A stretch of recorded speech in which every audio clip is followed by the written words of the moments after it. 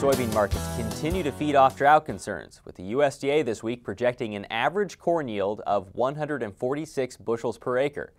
It also predicts an average soybean yield of 40.5 bushels per acre for this year's crop. We talked with Roy Smith on Wednesday morning about those estimates, contrasting an uncertain output, and how this drought compares to those in the past. Well, I've been through a lot of droughts in my 40 plus years of farming, and they all compare to a certain extent. This one is maybe a little different in that first of all, it started so early. Secondly, it covers such a huge area because it's basically all the way from the Rocky Mountains to the Appalachians that are part of it. So they all compare to a certain extent, but I'd have to say that this one probably is one of the biggest and most severe ones that I've seen. Before we get into the USDA reports that were released this morning, how does corn and beans in this area look? If you look at the crops from the road, the corn actually looks pretty good, especially the real early planted corn that was in the ground middle of April. I checked some of it yesterday afternoon, and I was surprised at how good the pollination was. The ears were filled out more or less to the end. Now there's still time if we don't get moisture for those kernels to abort. But right now I'd say the corn looks okay. The soybeans don't look so good.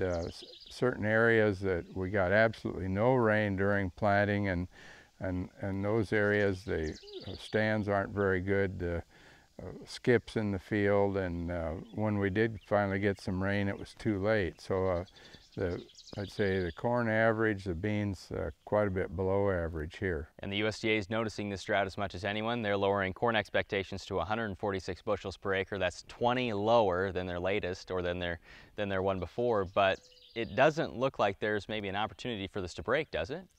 Well, that's really up to the weather people. I mean, my experience with similar droughts in other years, for instance, back in the 1970s, we had 4 really bad years in a row, and it seemed like the droughts broke all at once. They didn't gradually get rain, and we didn't gradually get cool weather.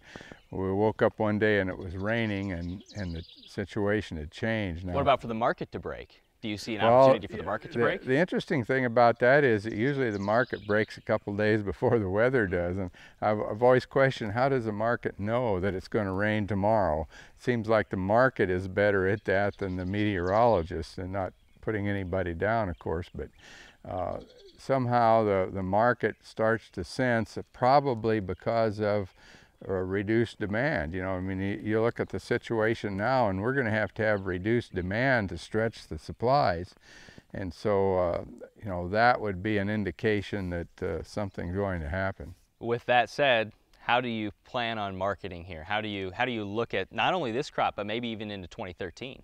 Well, first of all, I'd say I've been real conservative. In fact, I haven't made any new crop corn sales at all, because... You have 0% sold? 0 sold, because the bid on corn, new crop corn, was so much below the bid on old crop corn that it looked like you were selling into a deficit situation. And so there's no reason to do that, and I didn't, and I think probably most farmers didn't forward contract any corn, because the forward contract offerings were below $6, and in some cases below $5.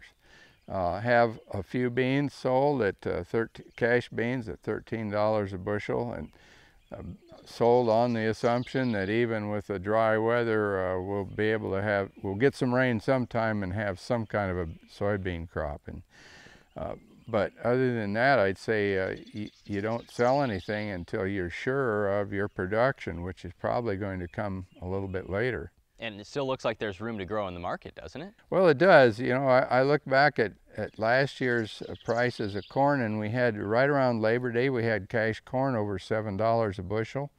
And so I sort of had that out there as a target, that I might start thinking about making some sales if we saw the cash bid for this fall over $7 a bushel. And as of this morning, it wasn't there yet. The other thing I guess I'd say is, here we are, the middle of July.